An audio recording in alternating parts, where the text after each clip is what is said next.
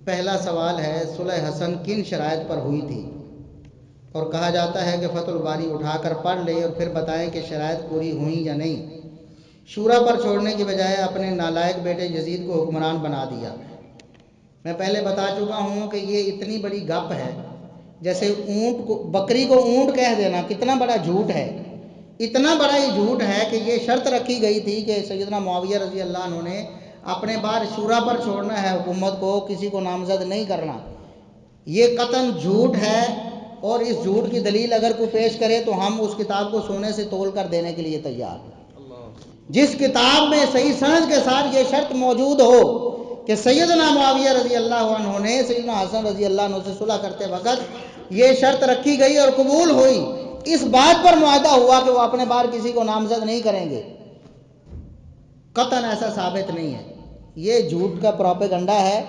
ہم کہتے ہیں اس کی دلیل پیش کریں، آپ کہتے ہیں کہ صحیح الاسناد، میں پہلے بھی کہہ چکا ہوں، اوپر ہر صفحے پہ پرنٹ ہے کہ صحیح الاسناد ہیں، اس میں ساری حدیثیں ہیں، اور نیچے یہ جھوٹ بھی لکھا ہوا ہے تاریخ الخلفاء سیوطی سے۔ ہم کہتے ہیں تاریخ الخلفاء سیوطی سے سند پیش کریں۔ امام محلب نے یزید کو اول جیش کا لیڈر قرار دیا ہے، اور امام ابن حجر نے اس بات کو نقل کیا ہے۔ امام ابن حجر رحمۃ اللہ علیہ نے اس کی سند بیان کی ہے کیا؟ کہتے ہیں کہ جی دیکھیں، اگر صلح حسن کی شرائط کی سند نہیں ہے تو امام محلب کے اس قول کی سند تو نہیں ہے۔ پہلی بات یہ ہے کہ ہم نے یہ نہیں کہا کہ امام محلب نے اس کی سند بیان کی، اور دوسری بات یہ ہے کہ علماء اہل حدیث بھی اس بارے میں مختلف ہیں کہ یزید اس حدیث کا مصداق ہے یا نہیں۔ ہم جہاں تک ہماری تحقیق ہے کہ اس بارے میں کوئی بھی دلیل کسی کے پاس نہیں۔ جو کہتے ہیں کہ یزید اس حدیث کا مصداق نہیں، ان کے پاس بھی کوئی دلیل نہیں، اور جو کہتے ہیں کہ یزید اس حدیث کا مصداق ہے، ان کے پاس بھی کوئی دلیل نہیں، کوئی ٹھوس دلیل نہیں۔ البتہ اگر آپ علماء اسلاف کے اقوال کو دیکھیں تو اکثر اور جمہور علماء کے اقوال یہی ملیں گے کہ وہ کہتے ہیں کہ یزید اس حدیث کا مصداق ہے۔ ہم کہتے ہیں اس حدیث کا مصداق ہے تو ٹھیک ہے، اللہ رب العزت اس کو یہ مقام اور شان دے گا، اور اگر نہیں تو پھر بھی ہمیں نہیں پتا یقینی طور پر کہ وہ نہیں۔ ہم اس بارے میں نہیں بات کرتے زیادہ، ہم اس بارے میں زیادہ بات، اور ہم نے کبھی اس کو بطور دلیل پیش کیا نہیں۔ ہم کہتے ہیں ہمارے پاس بھی اس کی کوئی سند نہیں، لہٰذا ہم اس کو اپنا کوئی موقف یا ہمارا عقیدہ بنا کر پیش کرتے نہیں۔ آپ کے پاس صلح حسن کی شرائط جو جھوٹی شرائط ہے ان کی کوئی دلیل نہیں، لہٰذا آپ اس کو بھی صحیح الاسناد کے نعرے کے نیچے اس کو درج کر کے لوگوں کو دھوکہ نہ دیں، بلکہ اعلان کریں کہ اس کی کوئی سند ہمارے پاس نہیں۔ بات ختم۔ سند جو ماننی ہے تو پھر مکمل طور پر مانیں۔ اکثر اہل حدیث علماء نے صحابہ کرام کے نام لکھے ہیں جنہوں نے سیدنا عثمان کو شہید کیا۔ ہم کہتے ہیں کہ کس عالم اہل حدیث نے نام لکھا ہے؟ علامہ نووی رحمۃ اللہ علیہ بہت بڑے عالم ہیں، بہت بڑے عالم ہیں، حدیث کے بھی عالم ہیں، فقہ کے بھی عالم ہیں، لغت کے بھی عالم ہیں۔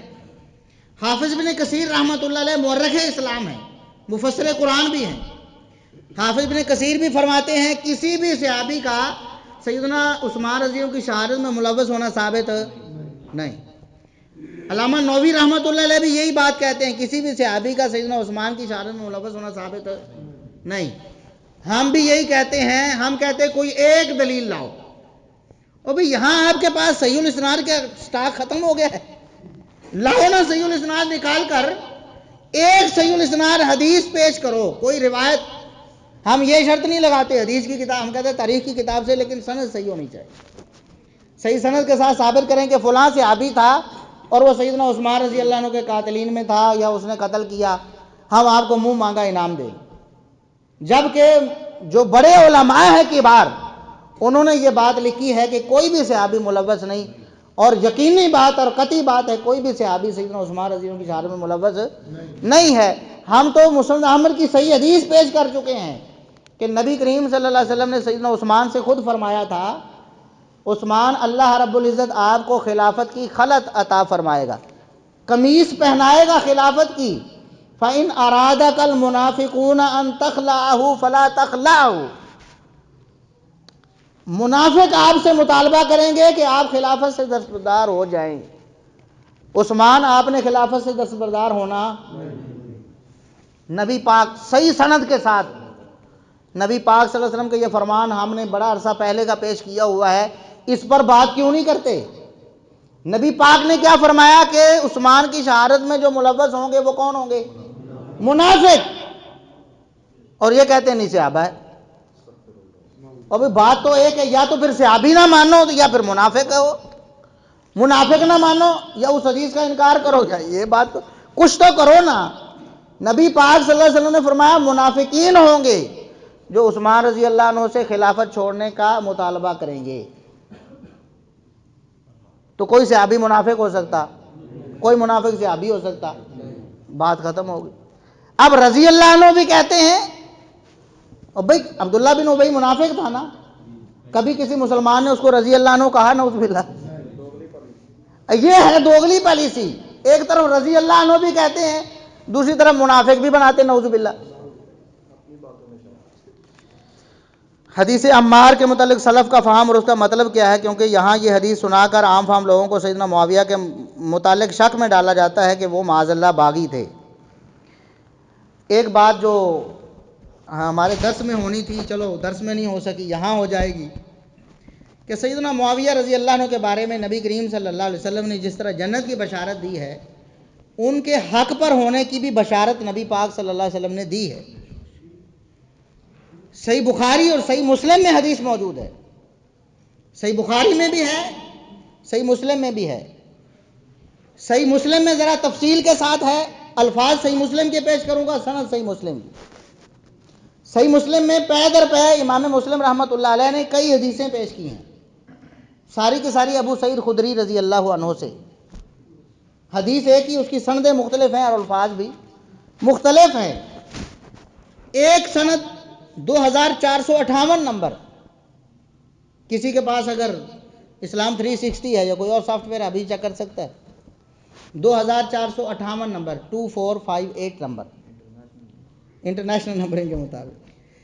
تو امام مسلم رحمۃ اللہ علیہ فرماتے ہیں حدثنا شیبان بن فروخ، ہمیں ہمارے استاد شیبان بن فروخ نے یہ حدیث بیان کی. یہ امام مسلم رحمۃ اللہ علیہ کے استاد شیبان بن فروخ کہتے ہیں حدثنا القاسم، ہمیں قاسم نے یہ حدیث بیان کی. اور قاسم کہتے ہیں کہ حدثنا ابو نضرہ تھا، ہمیں ابو نضرہ نے یہ حدیث بیان کی. ابو نضرہ تابعی ہیں. عن ابی سعید الخدری قال قال رسول اللہ صلی اللہ علیہ وسلم. ابو سعید خدری سے ابی رسول ہے. امام مسلم سے لے کر نبی کریم صلی اللہ علیہ وسلم تک سند آپ کے سامنے ہے. اور نبی کریم صلی اللہ علیہ وسلم کا جو فرمان انہوں نے نقل کیا ہے، آپ صلی اللہ علیہ وسلم نے ارشاد فرمایا تمرق مارقۃ عند فرقۃ من المسلمین. فرمایا مسلمانوں میں اختلاف ہوگا، اس اختلاف کے وقت ایک فرقہ نکلے گا. مسلمانوں میں اختلاف ہوگا، مسلمانوں میں انتشار ہوگا، اور اس انتشار کے وقت ایک فرقہ نکلے گا. وہ فرقہ کون سا ہے؟ خارجیوں کا. یقتلها اول الطائفتین بالحق.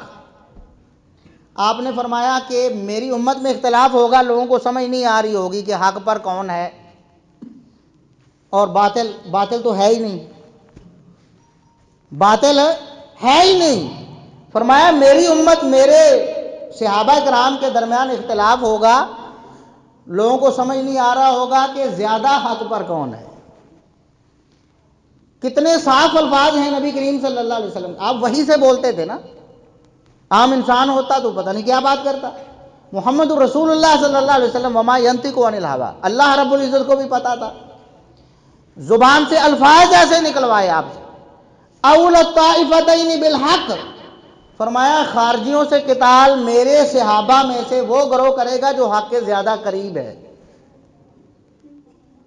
اگر دوسرا باطل پر ہوتا، غلط ہوتا، تو نبی پاک صلی اللہ علیہ وسلم سیدھا سیدھا فرماتے جو حق پر ہوگا وہ خارجیوں سے قتال کرے گا.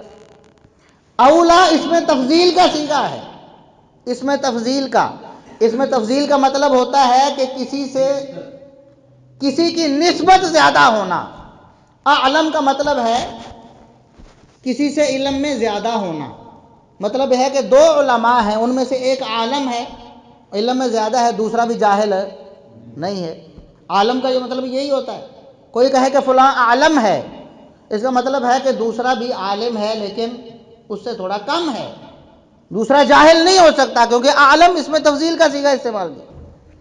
اسی طرح اکرم ہے، اسلم ہے، اکبر ہے، بہت سے صیغے ہیں، اللہ یہ کہ کوئی ایسا صیغہ استعمال، مثال اللہ اکبر من کل شیء، وہاں یہ تصریح ہوتی ہے کہ اللہ ہر چیز سے بڑا ہے، اس کا بھی مطلب یہ ہے کہ کچھ اور بڑی چیزیں بھی ہیں تو اللہ سب سے بڑا ہے، یہ مطلب تو نہیں باقی ساری چھوٹی چھوٹی چیزیں ہیں، اللہ کے سوا کوئی چیز بڑی نہیں ہے، ہاں بڑی ہیں، بڑی بڑی مخلوقات اللہ رب العزت، اللہ نے خود قرآن کریم میں قسمیں اٹھائی ہیں بڑی بڑی مخلوقات، لیکن اللہ سب سے بڑا ہے، تو یہ ہوتا ہے اس میں تفضیل۔ تو اولا کا صیغہ اللہ کے رسول صلی اللہ علیہ وسلم نے استعمال فرمایا کہ حق کے زیادہ قریب ہوگا جو گروہ، وہ خارجیوں سے قتال کرے گا۔ اس کا مطلب یہ ہے محمد الرسول اللہ صلی اللہ علیہ وسلم یہ بات بتا کر گئے، یہ بشارت دے کر گئے کہ میری امت میرے صحابہ کا اختلاف کرنے والے دونوں گروہوں میں سے کوئی بھی باطل پر ہوگا نہیں۔ اس سے پچھلی حدیث کو دیکھیں، اس سے پچھلی حدیث کو تو ادنی الطائفتین من الحق، ادنی الطائفتین من الحق، اگلی حدیث کو دیکھیں تو اقرب الطائفتین الی الحق، اولا بھی اس میں تفضیل کا صیغہ ہے، ادنا بھی اس میں تفضیل کا صیغہ ہے، اور اقرب بھی اس میں تفضیل کا صیغہ، تینوں صیغے اللہ کے رسول صلی اللہ علیہ وسلم نے استعمال فرما دی، اور تینوں کا معنی ہے زیادہ قریب ہونا۔ اب مثال کے طور پر یہ ایک لائٹ لگی ہے، یہ بھائی لائٹ کے زیادہ قریب ہے میرے سے، اس کا کیا مطلب ہے کہ میں کیا اس لائٹ سے بالکل دور ہوں یا میرا اس لائٹ سے کوئی تعلق نہیں ہے؟ لائٹ میرے پاس بھی ہے لیکن جتنی ان کے قریب ہے اتنی میرے قریب نہیں، میں اندھیرے میں نہیں۔ تو اللہ کے رسول صلی اللہ علیہ وسلم نے فرمایا کہ دونوں گروہ حق پر ہوں گے، لیکن جو حق کے زیادہ قریب ہوگا وہ خارجیوں سے قتال کرے گا۔ یہ نبی کریم صلی اللہ علیہ وسلم کی بشارت ہے۔ اس بشارت کے بعد اگر کوئی بدبخت اللہ رب العزت اسے ہدایت دے، اگر وہ بدباطن پھر بھی اس گروہ کے بارے میں یہ کہتا ہے کہ نعوذ باللہ وہ ایسا ایسا تھا، وہ تو جہنمی ہے نعوذ باللہ، یا ایسا ہے یا باطل پر ہے، تو وہ محمد رسول اللہ صلی اللہ علیہ وسلم کی بات کو ٹھکرا رہا ہے۔ صحیح مسلم کی حدیث ہے، میں نے آپ کو بتا دی اللہ کے فضل و کرم سے، 2458 نمبر، اسی طرح اس سے آگے اور پیچھے 6-7 حدیثیں آپ پڑھ لیں۔ تو لہٰذا سیدنا معاویہ رضی اللہ عنہ کے گروہ کو نبی کریم صلی اللہ علیہ وسلم کی یہ بشارت ملی ہوئی ہے، اور پھر جو عشرہ مبشرہ میں سے جو صحابہ تھے وہ بھی علی رضی اللہ عنہ سے اس معاملے میں اختلاف کرتے رہے، طلحہ و زبیر رضی اللہ عنہ عشرہ مبشرہ میں سے ہیں نا، وہ بھی سیدہ عائشہ رضی اللہ عنہا کے ساتھ سیدنا علی رضی اللہ عنہ کے خلاف تھے اس مسئلے میں، جس مسئلے میں سیدنا معاویہ رضی اللہ عنہ سیدنا علی رضی اللہ عنہ کے خلاف تھے کہ نہیں آپ کا یہ فیصلہ درست نہیں، قصاص عثمان فوراً ہونا چاہیے۔ تو جب عشرہ مبشرہ کو آپ کیا کہیں گے پھر؟ کہ آپ کہیں گے کہ عشرہ مبشرہ علی کے خلاف آئے تو وہ بھی نعوذ باللہ جہنم میں گئے؟ نہیں گئے۔ تو کیا مطلب ہے اس کا؟ کہ علی رضی اللہ عنہ سے یہ اختلاف کرنا نہ کفر ہے، نہ فسق ہے، نہ گناہ ہے، اجتہادی معاملہ تھا، اور یہ اجتہادی معاملہ بھی بعد میں پتہ چلا کہ حق کے زیادہ قریب کون ہے۔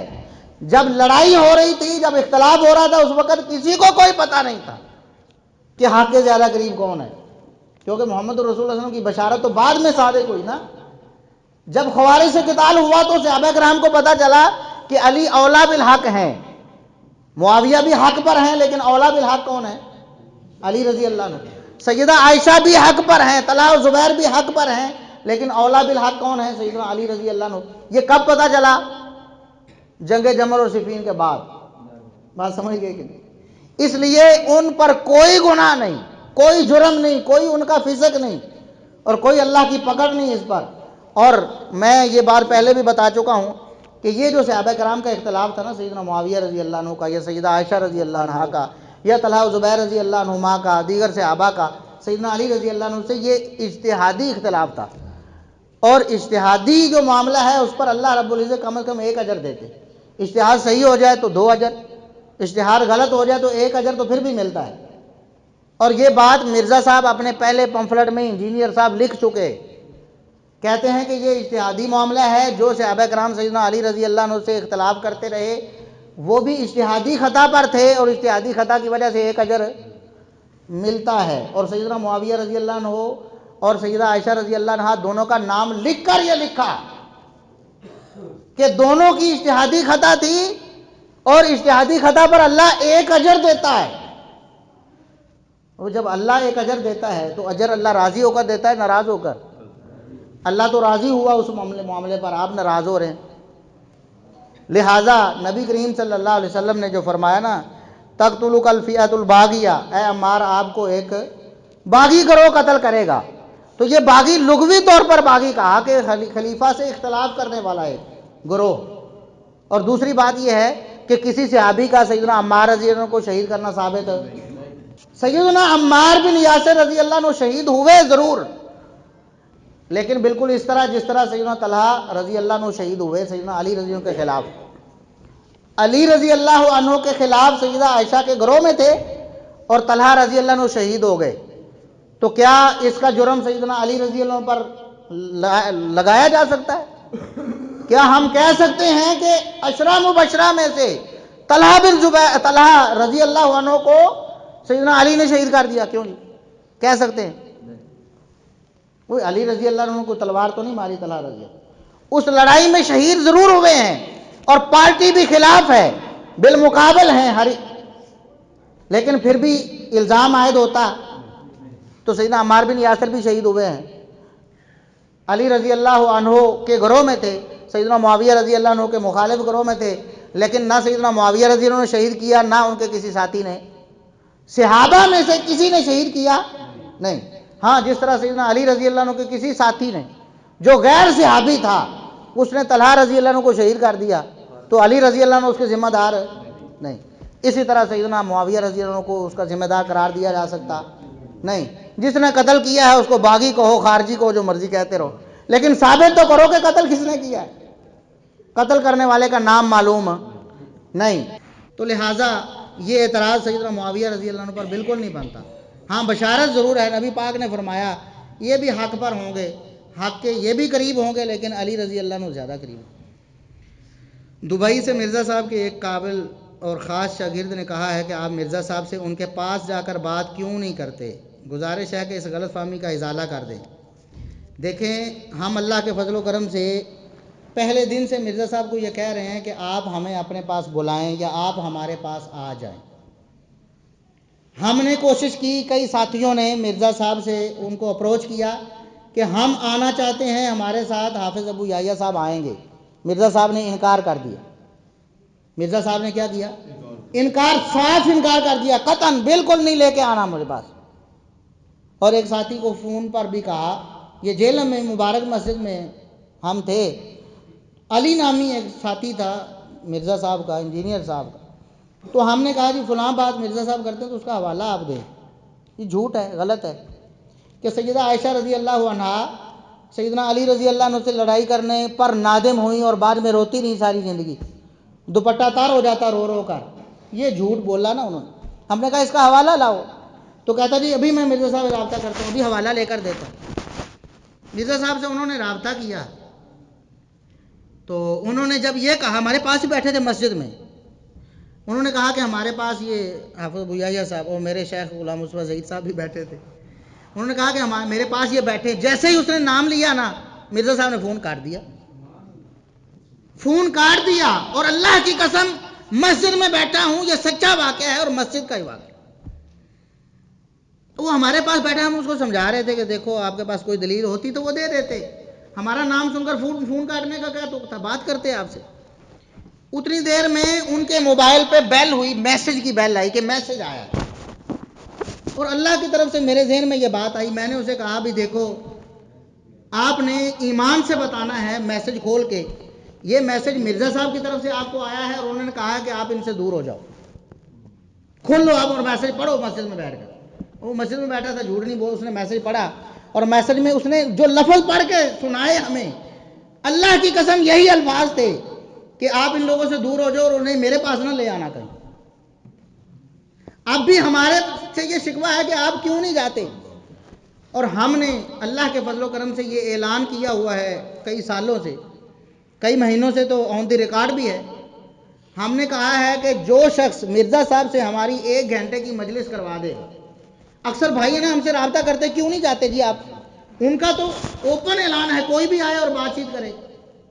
میں نے کہا کہ یہ بھائی جھوٹ پر مبنی ہے، پروپیگنڈا ہے سارا، ایسا کچھ نہیں ہے جو بھی آئے، ہاں کوئی جاہل آئے تو وہ آ کے بیٹھے اور چپ کر کے سنے اور چلا جائے، اور سنے بھی وہ جو مرزا صاحب چاہتے ہیں سنانا، اور سوال بھی وہی جو لکھ کر دیتے ہیں کہ یہ سوال کرو مجھ سے اور یہی لے لو۔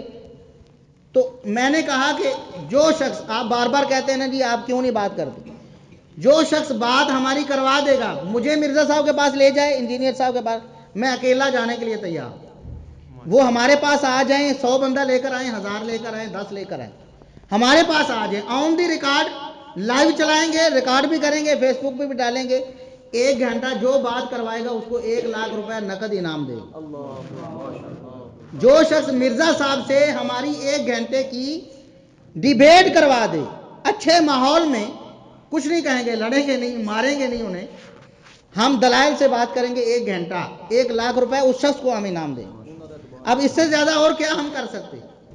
ہم آج بھی دعوت فکر دیتے ہیں، ہم ان کے خیر خواہ ہیں، وہ ہمارے پاس آئیں جب چاہیں۔ 1 لاکھ کا اضافہ کر دیں جی آپ، 2 لاکھ شیخ صاحب نے فرمایا کہ 1 لاکھ ان کی طرف سے، 2 لاکھ روپے اس شخص کو انعام ملے گا جو صرف 1 گھنٹے کی ڈیبیٹ کروا دے، بٹھا دے گا 1 گھنٹے کے لیے، مرزا صاحب راضی ہو جائیں کہ میں 1 گھنٹہ گفتگو کروں گا، 5 منٹ وہ گفتگو کریں، 5 منٹ میں کروں، تو 1 لاکھ میری طرف سے اور 1 لاکھ شیخ صاحب کی طرف سے، 2 لاکھ۔ اب اس سے زیادہ ہم کیا کر سکتے؟ ہم بیعت کرنے کے لیے تیار ہیں۔ ہاں جی، رافضیت اور ناسبیت کا مکمل تعارف کروا دیں، بڑے آسان الفاظ میں ناسبیت کا فتویٰ دے دیا جاتا ہے خصوصاً علماء اہل حدیث کو۔ یہ ہمارا نا ایک لیکچر ہے، لیکچر نمبر 8 ہے، جو ہمارا کمپلیٹ لیکچرز والا چینل ہے، لیکچر نمبر 8 ہے، رافضیت، ناسبیت اور یزیدیت کا جائزہ۔ مرزا صاحب نے ایک پمفلٹ بھی لکھا ہے اسی نام سے، رافضیت، ناسبیت اور یزیدیت کا فتنہ، جو اس میں انہوں نے رافضیت کی بھی تعریف کی ہے اور ناسبیت کی بھی تعریف کی ہے اور یزیدیت کی تعریف کی ہے۔ ہمارا وہ لیکچر سنیں، وہ تقریباً کوئی 1.25 گھنٹے کا ہوگا شاید، اس میں ہم نے مرزا صاحب کی تعریفوں کو قبول کیا، جو انہوں نے تعریف کی ہم نے قبول کی، اور ہم نے ثابت کیا ہے کہ جو رافضیت کی تعریف مرزا صاحب نے کی ہے وہ مرزا صاحب پر خود صادق آتی، اور جو ناسبیت کی تعریف انہوں نے کی ہے علماء اہل حدیث میں سے کسی پر وہ صادق نہیں آتی، اور جو یزیدیت کی تعریف کی ہے وہ بھی علماء اہل حدیث میں سے کسی پر صادق آتی۔ یزیدیت یہ ہے کہ رافضیت یہ ہے کہ اہل بیت سے نفرت کرنا، اہل بیت سے نفرت کرنا، ان کے فضائل و مناقب کو قبول نہ کرنا۔ کیا؟ اہل بیت سے نفرت کرنا، ان کا برا ذکر کرنا، برے الفاظ سے ذکر کرنا، جس طرح مرزا صاحب کہتے ہیں نا معاویہ رضی اللہ عنہ نے یہ بدعت ایجاد کی، اسے کہتے ہیں برا ذکر، یعنی تان و تشنیع ہے نا، بدعتی کہنا ہے۔ تو اہل بیت میں سے کسی کے ساتھ ایسا سلوک علماء اہل حدیث کا قطعاً یہ ہے ناسبیت۔ رافضیت یہ ہے کہ صحابہ کرام میں سے کسی کی گستاخی یا توہین کرنا، صحابہ کرام میں سے کسی کی گستاخی یا توہین کرنا، اور یہ تو ہم نے بتایا ہوا ہے کہ بدعتی کسی کو کہنا یہ توہین تو ہے نا، توہین ہے نا کسی کو بدعتی کہنا۔ تو مرزا صاحب کہتے ہیں کہ سیدنا معاویہ نے یہ بدعت ایجاد کی۔ اسی طرح کہتے ہیں حدیث میں 6 بندوں پر لعنت آئی ہے، 6 بندوں پر لعنت ہے، اور ان میں سے ایک بندے کی شرح کرتے ہوئے سیدنا معاویہ رضی اللہ عنہ کو درمیان میں لے آتا کہ یہی کام سیدنا معاویہ نے بھی کیا، نعوذ باللہ۔ یہ بتائیں صحابہ کی توہین ہے یا نہیں ہے نا؟ تو رافضیت والی تعریف تو ان پر صادق آ گئی۔ اب ناسبیت یہ ہے کہ اہل بیت سے نفرت کرنا یا ان کے فضائل کا انکار کرنا۔ ہم کہتے ہیں اہل بیت کے خلاف ہماری کوئی ایک بات، یا علماء اہل حدیث میں سے کسی ایک کی کوئی ایک بات، کوئی ناسبی ہوگا تو علماء اہل حدیث نے اسے ریجیکٹ کر دیا، اسے قبول کیا، ان کے خلاف بول بھی دیا، لکھ بھی دیا، اللہ کے فضل و کرم سے۔ علماء اہل حدیث میں سے کسی ایک نے بھی اہل بیت کی شان میں اگر گستاخی کی، ہم اس کو اہل حدیث مانتے، عالم ماننا دور کی بات، ہم اس کو اہل حدیث ہی نہیں مانتے۔ یا پھر اہل بیت کی شان میں جو حدیث ہے ان میں سے کسی صحیح حدیث کا انکار کیا ہو۔ دیکھیں جھوٹی روایتوں کو ہم نہیں مانتے، چاہے ابو بکر و عمر کی شان میں ہوں یا عثمان رضی اللہ عنہ کی شان میں ہوں، یا علی رضی اللہ عنہ کی شان میں، یا حسن و حسین رضی اللہ عنہ کی شان، یا سیدہ فاطمہ کی شان میں، کوئی جھوٹی روایت، کوئی ضعیف سند والی ہم قبول کرتے نہیں. صحیح سند کے ساتھ کوئی ایک شان ان کی، کوئی ایک فضیلت ہو، اس کا علماء الحدیث میں سے یہ ہم نے انکار کیا ہو تو پیش کرے. لہٰذا مرزا صاحب کی ناسبیت والی تعریف ہمارے اوپر صادق آتی. یزیدیت کی انہوں نے تعریف یہ کی ہے کہ یزید بن معاویہ کے جھوٹے فضائل بیان کرنا، یزید بن معاویہ کے جھوٹے فضائل بیان کرنا. ہم نے اللہ کے فضل و کرم سے کبھی جھوٹی فضیلت کسی صحابی کی بیان نہیں کی، تو یزید کی کیا کریں گے؟ کوئی ایک واقعہ، کوئی ایک روایت جو ہم نے یزید کی شان میں بیان کی اور وہ جھوٹی ہو، تب تو ہم ہوئے یزیدی. اور اگر ایسی کوئی بات نہیں ہے تو پھر ہم یزیدی کیسے ہوئے؟ اور اگر حدیث قسطنطینیہ یزید پر فٹ کرنا یزیدیت ہے تو یہ فتویٰ ابن حجر پر لگے گا، ابن کثیر پر لگے گا، ذہبی پر لگے گا، پہلے ساروں پر لگ جائے گا. ابھی حدیث قسطنطینیہ کو یزید پر فٹ کرنا، میں نے تو آپ کو بتایا نا کہ ہمارے علم میں نہ فٹ کرنے کی کوئی دلیل ہے اور نہ اس کو رد کرنے کی کوئی دلیل ہے، ہم تو خاموشی اختیار کرتے ہیں. لیکن جو علماء فٹ کرتے ہیں ان کو یہ ناسبی یزیدی کہہ سکتے نہیں، اور حافظ ابن حجر کو یزیدی کہہ سکتے ہیں؟ یہ انہوں نے کہا ہے کہ حدیث قسطنطینیہ یزید پر فٹ ہوتی ہے. حافظ ذہبی کو یزیدی کہہ سکتے ہیں؟ یہ انہوں نے یہ فٹ کی ہے. حافظ ابن کثیر کو یزیدی کہہ سکتے ہیں؟ نہیں، انہوں نے یہ فٹ کی ہے. جنہوں نے فٹ کی ہے ان کو تو یزیدی کہتے نہیں. ہم فٹ نہیں بھی کرتے پھر بھی ہم یزیدی ہیں. سبحان اللہ. تو ہم اللہ کے فضل و کرم سے رافضی تو بالکل بھی نہیں ہے، ناسبی بھی نہیں ہے، اور ہم اللہ کے فضل و کرم سے یزیدی بھی نہیں ہیں. ہم کوئی جھوٹی فضیلت کسی کی بیان نہیں کرتے. سوال آیا ہے کہ ابو داؤد کی حدیث نمبر 4131 اسلام 360 میں صحیح سند لکھی ہوئی ہے، وضاحت کر دیں. بھئی اسلام 360 اللہ نے نازل تو نہیں کیا ہے.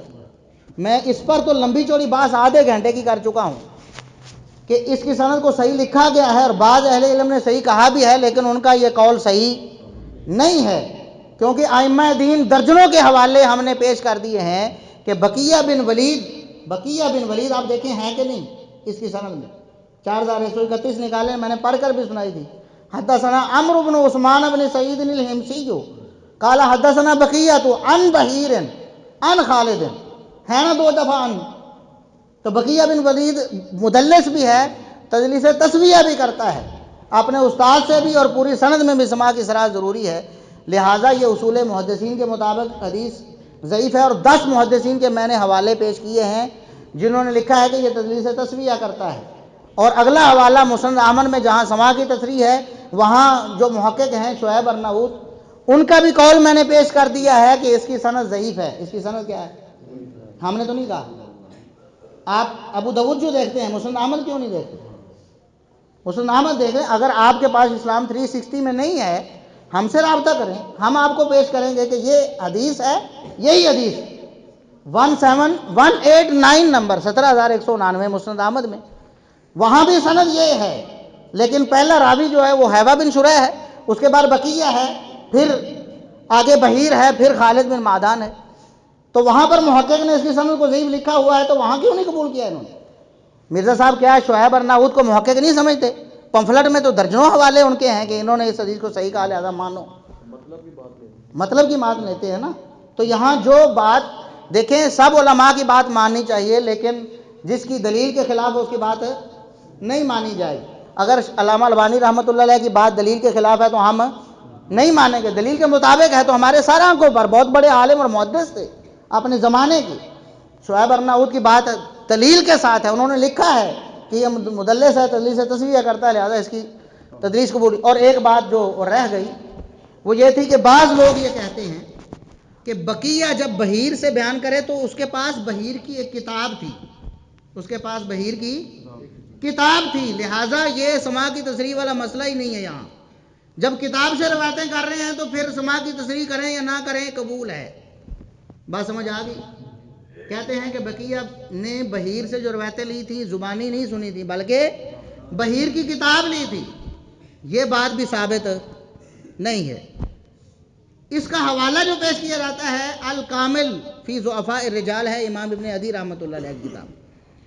اس میں امام ابن عدی نے اپنی سند سے نقل کیا ہے کہ بقیہ نے کہا کہ میرے پاس بحیر کی کتاب ہے اور میں نے امام شعبہ پر وہ کتاب پیش کی. بات سمجھ گئے؟ لیکن اس روایت کی سند ثابت ہے. صحیح الاسناد والے ہیں نا آپ, تو پھر صحیح الاسناد لائے نا. امام ابن عدی رحمۃ اللہ علیہ وہ فرماتے ہیں حدثنا فضل بن عبداللہ بن سلیمان, ہمیں ہمارے استاد الفضل بن عبداللہ بن سلیمان نے یہ حدیث بیان کی. وہ کہتے ہیں حدثنا عبد الحمید سلیمان بن عبد الحمید, ہمیں ہمارے استاد سلیمان بن عبد الحمید نے وہ حیوہ بن شریح سے وہ بقیہ سے یہ روایت بیان کرتے. جو پہلا راوی ہے نا امام ابن عدی کا استاد, ہم انشاءاللہ وہ سکین بھی لگا دیں, آپ اپنی آنکھوں سے پڑھ سکیں گے کہ کیا واقعی امام ابن عدی کا اس روایت میں استاد الفضل بن عبداللہ بن سلیمان ہے یا نہیں. اس راوی کے بارے میں خود امام ابن عدی فرماتے ہیں کہ جھوٹا ہے. کیا ہے؟ جھوٹا ہے. امام دارقطنی بھی فرماتے ہیں یہ جھوٹا ہے, اور جھوٹے کی روایت قبول ہوندی. That's all. مرزا صاحب نزدیک ہے بھی جو بندہ کہتا ہے کہ بقیہ کے پاس بحیر کی کتاب تھی لہذا سما کی تصریح کرے یا نہ کرے مسئلہ ختم, ہم کہتے ہیں کہ دلیل کیا ہے؟ دلیل تو امام ابن عدی نے ذکر کی ہے, اور جو پہلا راوی ہے الفضل بن عبداللہ بن سلیمان وہ کیا ہے؟ جھوٹا ہے. اگر کوئی کہتا ہے کہ نہیں یہ کوئی اور راوی ہے تو لائے اس کی توثیق پیش کرے, ثابت کرے کہ نہیں یہ کوئی اور راوی ہے. تو جب وہ دلیل ہی نہیں تو پھر اس دلیل پر کھڑی ہوئی عمارت کیسے ثابت ہوگی؟ لہٰذا یہ حدیث کسی طرح بھی صحیح ثابت ہو سکتی نہیں. شیخ صاحب جو آپ نے بخاری کی حدیث پڑھی ہے 2924 جی جی, تو اس کے اندر عمیر کے بعد جو اسود انسی آتا ہے, کیا یہ نبوت کا؟ نہیں عمیر بن اسود الانسی, نہیں وہ نہیں ہے, یہ اور یہ اسود انسی اور ہے. اصل میں انسی ایک قبیلے کی طرف نسبت ہے نا, وہ اسود بھی اس قبیلے سے تھا, تو اس کا یہ مطلب نہیں اسود کوئی اور نہیں ہو سکتا. وہ بھی شامی تھا, یہ بھی شامی. کوئی بات نہیں. ہاں جی, وہ تو ایک علاقے میں, اب مدینے میں رہنے والے بھی کوفے میں رہنے والے بھی ایک نام کے بہت سارے لوگ ہیں. بات سمجھ گئے نا, یہ وہ نہیں ہے جو آپ سمجھ. عمیر بن اسود الانسی یہ تابعی ہیں اور سکھا راوی ہیں. دوسرا جو امیر معاویہ رضی اللہ تعالیٰ عنہ یہ فتح مکہ کے بعد اسلام لائے, تو ان کو کاتب الوحی کیوں کہتے ہیں؟ کیونکہ فتح مکہ کے بعد کون سی قرآن کی آیتیں نازل ہوئی ہیں کہ جن کو جی ہاں, یہ بہت امپورٹنٹ سوال ہے, اکثر کیا جاتا ہے. اور مرزا صاحب جو الفاظ استعمال کرتے ہیں ان کی ورڈنگ بتاتا ہوں آپ کو. کہتے ہیں کہ فتح مکہ کے وقت 99.9% قرآن نازل ہو چکا تھا. او بھائی کیڑی وہی لکھی فتح مکہ کے موقع پر جو بندہ مسلمان ہوا جب 99.99% قرآن نازل ہو چکا ہے, اس کے بعد کون سی وہی لکھی ہے؟ اور بھائی جو پیچھے 1% بچتا ہے وہ کیا قرآن نہیں ہے؟ چلو 6000 سے زیادہ آیتیں ہیں نا قرآن کریم کی, 6000 سے زیادہ آیتیں ہیں. ان آیتوں میں 99.9% کو الگ کرے, باقی کتنی رہتی ہیں؟ کوئی 2-4 آیتیں ہوں گی نا, وہ کیا کم ہیں؟ کیا وہ وحی نہیں ہے؟ کیا ان کو لکھنا شرف نہیں ہے؟ کیا نبی پاک صلی اللہ علیہ وسلم کی حدیثیں وحی نہیں تھیں؟ بتائیں نا. نبی پاک صلی اللہ علیہ وسلم خود اپنی حدیثیں بھی لکھواتے تھے, پتہ ہے صحیح بخاری میں ہے, آپ نے صحابہ کو حکم دیا اکتبوا لی ابو شاہ یہ میرے ایک صحابی ہیں, وہ مانگ رہے ہیں ان کو حدیثیں لکھ کر دو. حدیثیں بھی وہی ہیں, قرآن بھی وہی ہے. فتح مکہ کے بعد نبی پاک صلی اللہ علیہ وسلم کتنے سال زندہ رہے پتہ ہے آپ کو؟ 3 سال. اور 8 ہجری میں فتح مکہ ہوا ہے, نبی پاک صلی اللہ علیہ وسلم کی وفات 11 ہجری میں ہوئی ہے. 3 سال, 2.5 سال, 2 سال, یہ جو عرصہ ہے اس دوران کوئی وحی نازل نہیں ہوئی. کیسی عقل ہے ان کی؟ اس دوران کوئی وحی نازل نہیں ہوئی, نہ قرآن نازل ہوا, نہ نبی پاک صلی اللہ علیہ وسلم پر وحی خفی نازل ہوئی. قرآن بھی وہی ہے, اس کی ایک آیت بھی ہو تب بھی وہی ہے, 1000 آیتیں ہوں تب بھی وہی ہے. اگر سیدنا معاویہ رضی اللہ عنہ نے ایک بھی آیت لکھی ہو یا ایک بھی حدیث لکھی ہو تب بھی وہ کاتب وحی ہیں کہ نہیں؟ اور یہ تو سیدنا عبداللہ بن عباس نے فرمایا نا, کو وکان یکتب الوحی, ہم نے اپنی طرف سے تو کہا نہیں. عبداللہ بن عباس جھوٹ تو نہیں بولتے. دلائل النبوہ سے حوالہ تو مرزا صاحب خود پیش کر چکے کہ عبداللہ بن عباس نے فرمایا کہ وکان یکتب الوحی, نبی پاک صلی اللہ علیہ وسلم نے ایک دن سیدنا معاویہ کو بلا بھیجا, بلا کے لاؤ. کیوں بلایا؟ وہ فرماتے ہیں وہ وہی لکھا کرتے تھے. ہن اے مرزا صاحب دسن عبداللہ بن عباس کو پوچھن بھی کیڑی وہی لکھ دے سی, 99.9% تو پہلے نازل ہو گئی. یہ عبداللہ بن عباس پر اعتراض ہے, ہم پر نہیں ہے. محدثین پر امام ابن عساکر رحمۃ اللہ علیہ بہت بڑے محدث اور مورخ ہیں, انہوں نے لکھا ہے کہ یہ حدیث جو ہے نا سیدنا معاویہ رضی اللہ عنہ کے فضائل میں صحیح ترین حدیث میں سے، وہ بھی اس کو فضیلت کہہ رہے ہیں، محدثین فضیلت کہتے ہیں کہ کاتب وحی ہونا فضیلت ہے، یہ کہتے ہیں کوئی فضیلت نہیں، کدی تو کہتے ہیں کوئی فضیلت نہیں، کدی کہتے ہیں کیڑی وحی لکھی ہے۔ او بھائی کیڑی وہی لکھی؟ فتح مکہ کے موقع پر جو بندہ مسلمان ہوا جب 99.99% قرآن نازل ہو چکا ہے، اس کے بعد کون سی وہی لکھی ہے؟ یہ عبداللہ بن عباس سے سوال کریں کہ کون سی وحی لکھی، ہم تو ان کی بات مانتے ہیں، وحی لکھتے تھے، پھر کہتے ہیں کہ وحی لکھنا کوئی فضیلت نہیں، اور کوئی فضیلت نہیں۔ عبداللہ بن عباس کیوں فرماتے ہیں کہ وکانہ یکتب الوحی، اور محدثین نے اس بات کو امام ابن عساکر کو جا کر پوچھو کہ یہ تو فضیلت ہے ہی نہیں، تسی یہاں بھی بڑی فضیلت ہے۔ انا للہ و انا الیہ سبحانک اللہم ربنا و بحمدک اللہم اغفر لی۔